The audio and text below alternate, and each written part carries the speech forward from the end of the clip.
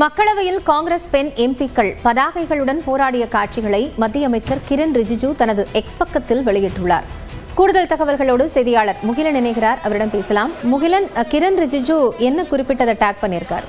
காயத்ரி, குறிப்பாக பிரதமர் குடியரசுத் தலைவர் உரைக்கு நன்றி தெரிவிக்கும் கூட்டத்தில் பிரதமர் கலந்து கொள்ளவில்லை.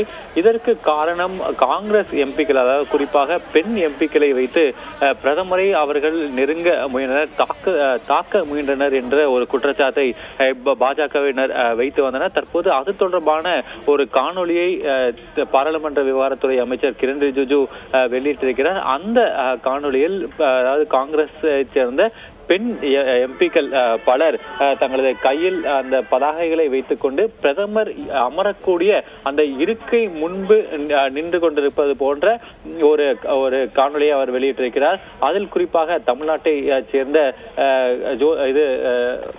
பாராளுமன்ற உறுப்பினர் ஜோதிமணி மற்றும் சுதா ஆகியோர் அந்த முதல் வரிசையில் இருப்பதை நம்மால் பார்க்க முடிகிறோம்.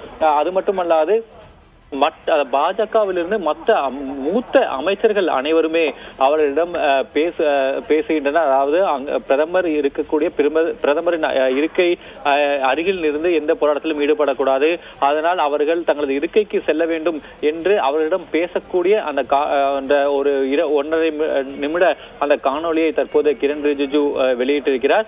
மிக முக்கியமாக காங்கிரஸ் தொடர்ந்து ஒரு குற்றச்சாட்டை முன்வைத்து வந்தது. சபாநாயகர், அதாவது பாஜகவினரின் வற்புறுத்தலின் பேரிலேயே காங்கிரஸ் எதிர்க்கட்சி தலைவர் ராகுல் காந்தியை பேச விடவில்லை என்ற ஒரு குற்றச்சாட்டை முன்வைத்திருந்தனர். ஆனால் ராகுல் காந்தி பேசுவதற்கு முன்பாகவே, அவர் அனுமதிப்பதற்கு முன்பாகவே அந்த குடியரசுத் தலைவர் உரை மீதான நன்றி தெரிவிக்கும் தீர்மானமானது நிறைவேற்றப்பட்டது.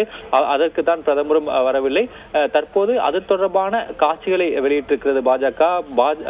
காங்கிரஸ் பெண் எம்பிக்களை வைத்து பிரதமர் முன்பு போராட்டத்தில் ஈடுபட முயன்றனர் என்று நிரூபிக்கும் வகையில் இந்த காணொலியானது வெளியிடப்பட்டிருக்கிறது. நன்றி முகிலன், விவரங்களை இணைந்து வழங்கியமைக்காக.